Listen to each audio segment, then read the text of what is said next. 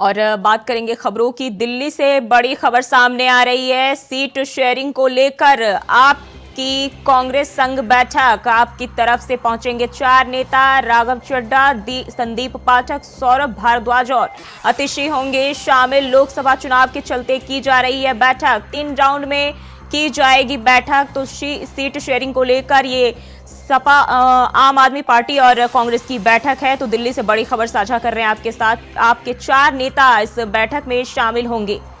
तो seat sharing को लेकर आपकी कांग्रेस के साथ बैठक हो रही है। दिल्ली से बड़ी खबर सामने आ रही है, सीट शेयरिंग को लेकर यह बैठक की जा रही है, जिसमें आपकी तरफ से 4 नेता इस बैठक में शामिल होंगे, जिसमें राघव चड्ढा, संदीप पाठक, सौरभ भारद्वाज और आतिशी इस बैठक में शामिल होंगे। आम आदमी पार्टी की ओर से लोकसभा चुनाव के मद्देनजर यह बैठक होने जा रही है, जिसमें सीट शेयरिंग को लेकर बातचीत की जाएगी।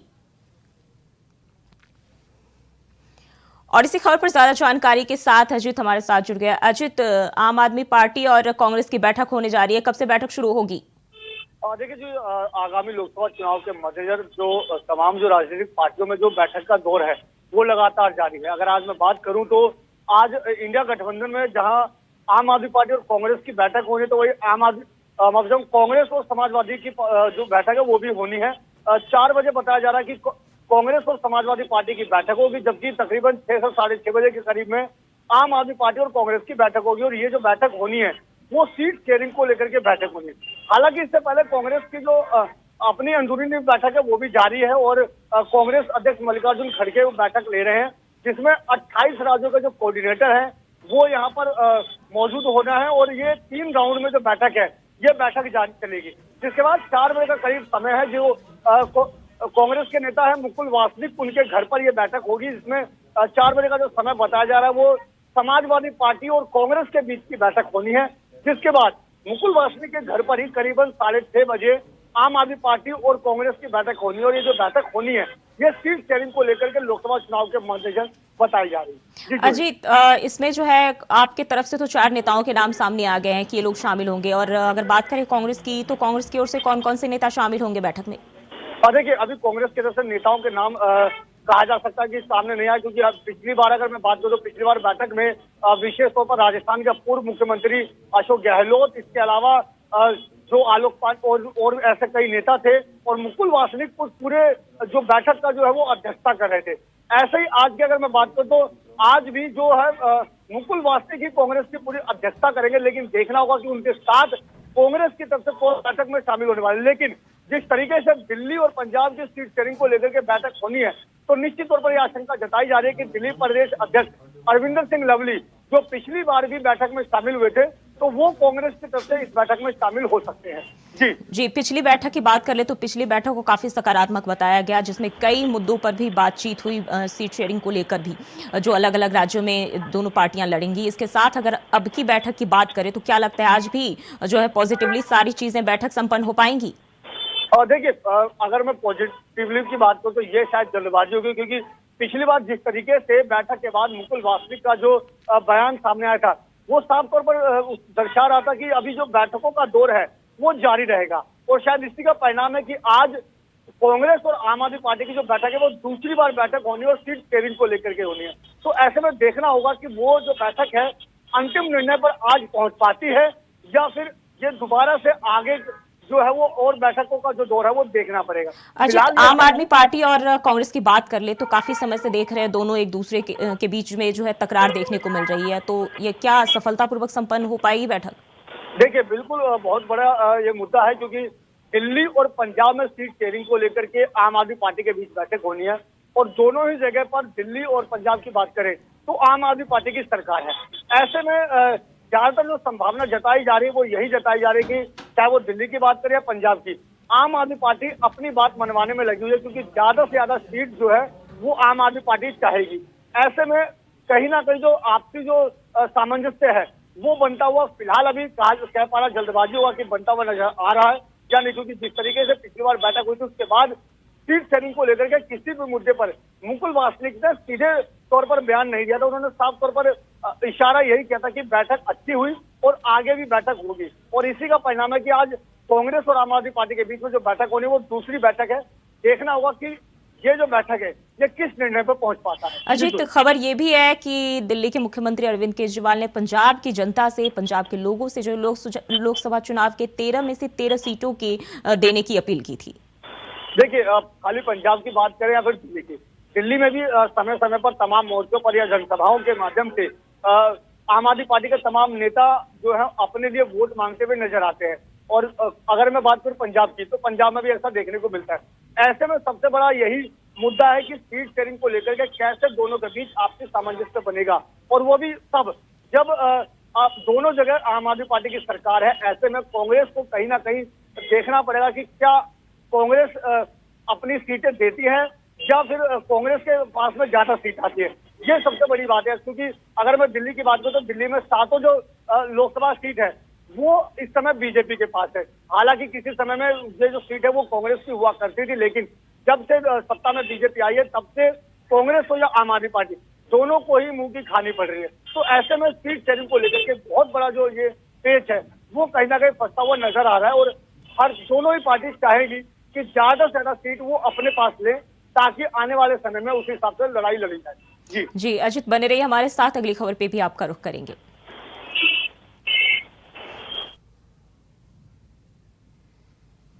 और दिल्ली में आम आदमी पार्टी और भारतीय जनता पार्टी के बीच सियासी आरोप प्रत्यारोप जो है वो थमने का नाम नहीं ले रहा है। शुक्रवार को दिल्ली सरकार में मंत्री आतिशी ने आरोप लगाया कि बीजेपी को दिल्ली में झुग्गी पसंद नहीं है। उन्होंने कहा कि बीजेपी हर बार चुनाव से पहले कहती है जहां झुग्गी वहां मकान, लेकिन चुनाव के बाद बीजेपी नेता अपने इस वादे को भूल जाते हैं। साथ ही उन्होंने कहा कि एमसीडी चुनाव से पहले प्रधानमंत्री नरेंद्र मोदी ने 500 मकान कालकाजी में झुग्गीवासी को दिए और दिल्ली में सभी झुग्गीवासी को वादा किया। साथ ही उन्होंने कहा कि लोगों को बेघर करने के लिए नई साजिश रची गई है।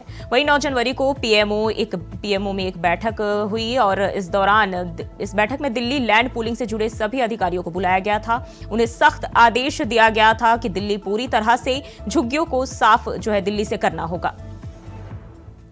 तो आपने बीजेपी सरकार पर आरोप लगाए हैं और उन्होंने कहा है कि बीजेपी झुग्गी को पसंद नहीं करती है।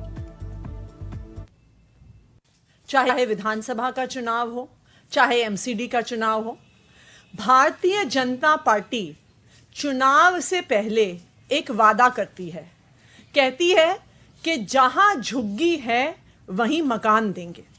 अगर आप देखिए दिल्ली में हर चुनाव से पहले भारतीय जनता पार्टी ऐसी ऐड निकालती है।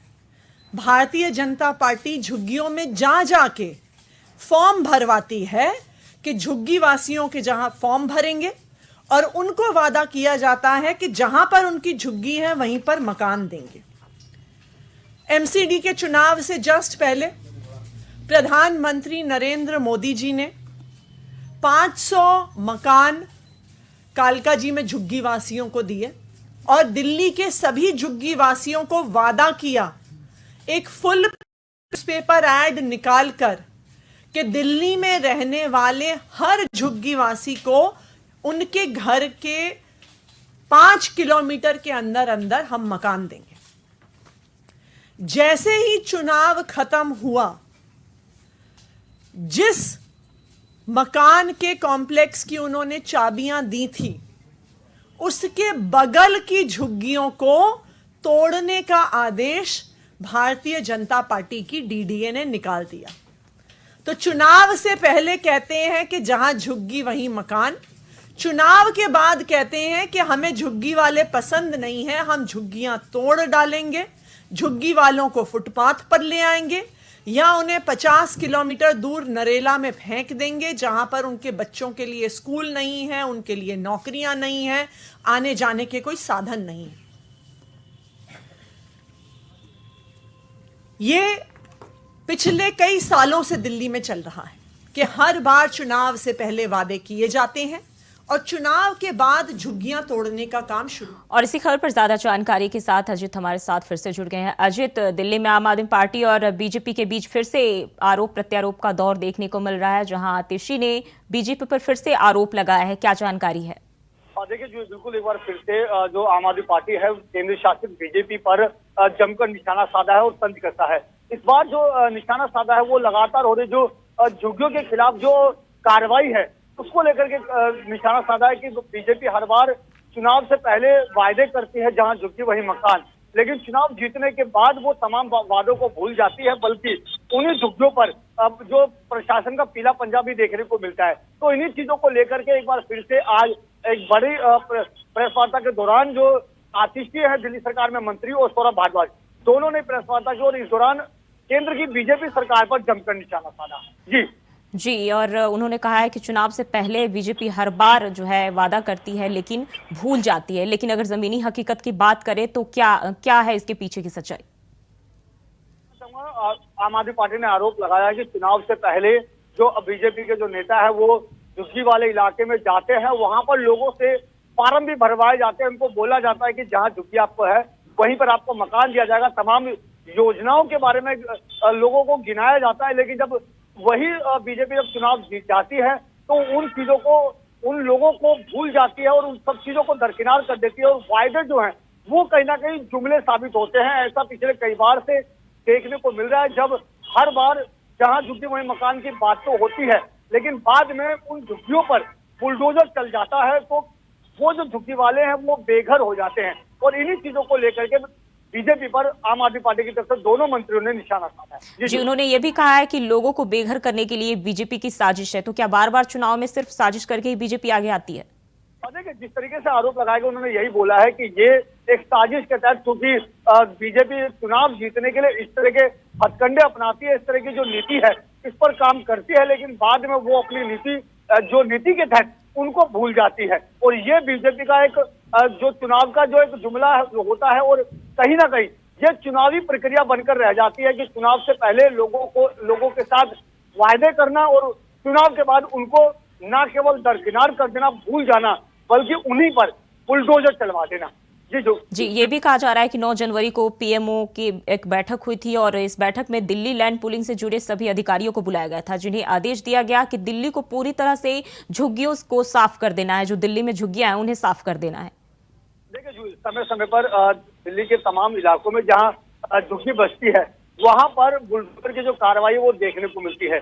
ऐसे तमाम इलाके हैं, चाहे वो शाहीन बाग की बात करें या फिर फतेहपुर बैरी की बात करें या फिर ऐसे और भी कई इलाके हैं, चाहे वो जयपुर की बात करें, तमाम ऐसे इलाके हैं जहां पर अक्सर जो झुग्गियों पर बुलडोजर की कार्रवाई देखने को मिलती है। और निश्चित तौर पर यह कहा जा सकता है कि सरकार कहीं ना कहीं इसको लेकर के एक्शन मोड में दिखाई देती है, और इसी को लेकर के आम आदमी पार्टी के दोनों मंत्रियों ने तगड़ा गहरा निशाना साधा। और बता दूं, ये निशाना उस वक्त साधा है जब पूरे देश में लोकसभा चुनाव की दस्तक हो चुकी है और आने वाले समय में देश भर में लोकसभा के चुनाव होने, और इसी के तहत ये कहा जा सकता है कि चुनावी आरोप और प्रत्यारोप का जो सिलसिला है वो एक बार फिर से तेज हो गया और आम आदमी पार्टी की तरफ से निशाना साधने की जो कार्यशैली वो शुरू होती। जी अजित, बहुत बहुत धन्यवाद आपका तमाम जानकारी के लिए। और पूरे देश में 22 जनवरी को होने जा रही प्राण प्रतिष्ठा को लेकर तैयारियां चल रही है, तो दूसरी तरफ हापुड़ में भी श्री राम मंदिर की प्राण प्रतिष्ठा के दिन दिवाली मनाने की तैयारी तेज हो गई है। बता दें कि बाजारों में भी भगवा झंडे और श्री राम के पटकों की डिमांड जो है बढ़ गई है, जिसके चलते दुकानों पर माल भी शॉर्ट होना शुरू हो गया है। तो वहीं दुकानदार मनीष मित्तल ने जानकारी देते हुए बताया कि 500 साल बाद अयोध्या में रामलला विराजमान हो रहे, जिसको लेकर बाजार में लोगों के अंदर काफी उत्साह देखने को मिल रहा है। साथ ही जय राम लिखी टोपियां, बाइकों पर लगाने वाला झंडा, जय श्री राम के पटकों की काफी डिमांड बढ़ गई है। तो बाजारों में भगवा झंडों पटकों की डिमांड बढ़ गई है और प्राण प्रतिष्ठा की तैयारियां पूरे देश भर में देखने को मिल रही है। बढ़ते आगे, गाजियाबाद में आत्मदाह करने वाले व्यक्ति का वीडियो सामने आया है, जहां एक व्यक्ति मारपीट और पत्नी से छेड़खानी के मामले में कोई कार्रवाई न होने से परेशान था। बता दें कि व्यक्ति ने लोनी बॉर्डर थाने के कोतवाल चौकी इंचार्ज सिपाही को जिम्मेदार ठहराया, साथ ही आत्महत्या के लिए उकसाने पर पुलिस पर केस भी दर्ज किया। हालांकि सभी आरोपी पुलिस वालों को आत्महत्या के लिए उकसाने पर केस कर सस्पेंड कर दिया गया है। तो पत्नी से छेड़खानी मामले में कार्रवाई नहीं होने पर शख्स परेशान था, जिसके चलते ऐसे कदम उसने उठाए।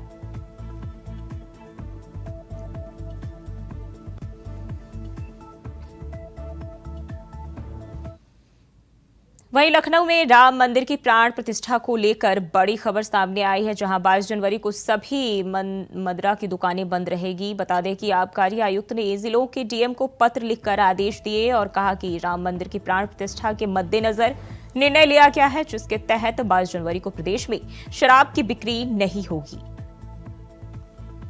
तो आबकारी आयुक्त ने सभी जिलों के डीएम को पत्र लिखकर मदिरा और शराब बेचने को बंद करने को कहा है। उन्होंने कहा कि इस दिन दुकानें नहीं खुलेंगी।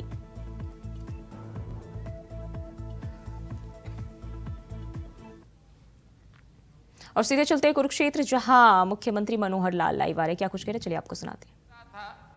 प्रातःकाल 8 बजे, 9 बजे, 10 बजे, आसपास के जिलों से 10 बजे चलने वाले भी सब बसें लेट हो रही हैं। अभी तक भी अपने युवा साथी मंच में अपने पंडाल के अंदर प्रवेश कर रहे हैं। तो मौसम के कारण से मुझे भी चंडीगढ़ से, क्योंकि हवाई यात्रा आज मैं कर नहीं पाया, हेलीकॉप्टर चल नहीं पाया, देरी से वहां से चलने के कारण से विलंब हुआ है।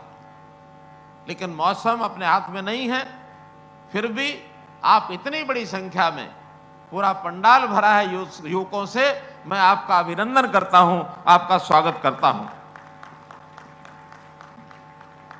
जैसा मैंने बताया कि आज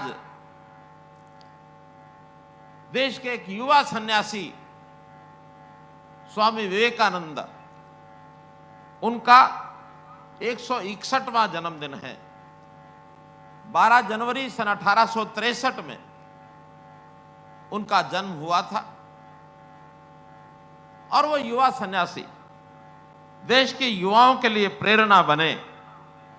आखिर वो प्रेरणा बने, उनका प्रारंभ का नाम हम जानते हैं, नरेंद्र नाथ उनका नाम था। और क्या संयोग है, आज के हमारे प्रेरणा के स्रोत हमारे देश के वर्तमान प्रधानमंत्री, वो भी नरेंद्र मोदी हैं, और एक युवा सन्यासी 161 साल पहले जो इस भूमि पर आए थे, जिन्होंने इस देश की जनता को जागरूक ही नहीं किया, बल्कि भारतीय संस्कृति को, भारतीय परंपरा को विदेशों में ले जाकर के स्थापित किया। ऐसे स्वामी विवेकानंद, वो भी नरेंद्र नाथ थे। दोनों के अंदर एक सिमिलरिटी नाम की है। तो उस हृदय गौरव, भारत के हृदय गौरव स्वामी विवेकानंद जी को आज मैं अपनी श्रद्धांजलि अर्पित करता हूं, जिन्होंने भारतीय चिंतन को, हमारी समृद्ध परंपरा से पश्चिम को अवगत कराने गए थे। शिकागो में जाकर के उन्होंने भारतीय संस्कृति का जो वहां के लोगों में व्याख्यान किया था, जो उच्च स्थान प्राप्त कराया था, ये गौरव उन्हीं को मिलता है। आखिर तो पश्चिमी जगत में जो उनको सम्मान मिला, उसका कारण भी यही है कि वहां के लोगों के बीच भारत को ऐसे प्रस्तुत किया कि उनसे पहले किसी और ने उस प्रकार से प्रस्तुत नहीं किया था। और हम सौभाग्यशाली हैं कि जो काम उस समय स्वामी विवेकानंद ने किया था, वही काम आज हमारे देश के प्रधानमंत्री नरेंद्र मोदी जी कर रहे हैं। मोदी जी से पहले भी देश आजाद हुआ, आजादी के बाद आज तक किसी नेता ने अपने इस देश का स्थान दुनिया में वो प्राप्त नहीं कराया। बल्कि ऐसा माना जाता है कि 200 देश लगभग, जब हम अपने देश की बारी ऊपर से यानी नाम ढूंढना शुरू करते थे, तो ऊपर से गिनते थे 1 2 3 4 5 10 20 50, कहीं नाम मिलता नहीं था। लेकिन नीचे से अगर चलना शुरू करते थे तो एक चौथे 5वें स्थान पर अपने देश का नाम होता था। उस समय हमारे मनों में उत्साह नहीं जागता था। लेकिन आज दुनिया में जैसे मोदी जी ने अपने देश के नाम को चमकाया है, आज दुनिया की 5वीं शक्ति भारतवर्ष बन गया। 5वीं शक्ति यानी ऊपर के प्रथम 5 देशों में आज भारत आता है। आज भारतीय कई परंपराएं उन्होंने दुनिया में स्थापित कराई हैं। आज अगर योग को दुनिया के अंदर ख्याति प्राप्त कराई है तो 21 जून अंतर्राष्ट्रीय योग दिवस बना, वो मोदी जी के कारण से बना। आज देश और दुनिया में अंतर्राष्ट्रीय गीता जयंती जो कुरुक्षेत्र में हम मनाते हैं, उसको विश्व में मनाने के लिए लोग लालायित हो गए हैं। दुनिया शांति का रास्ता ढूंढ रही है, गीता के माध्यम से ढूंढ रही है। ये श्रेय अगर जाता तो नरेंद्र मोदी जी को जाता। तो भाइयों बहनों, मैं फिर उसी बात पर आता हूं कि युवा सन्यासी तो कुरुक्षेत्र से अभी आप सीएम मनोहर लाल को लाइव सुन रहे थे और बुलेटिन में फिलहाल के लिए बस इतना ही। खबरों के लिए बने रहिए इंडिया वॉइस के साथ।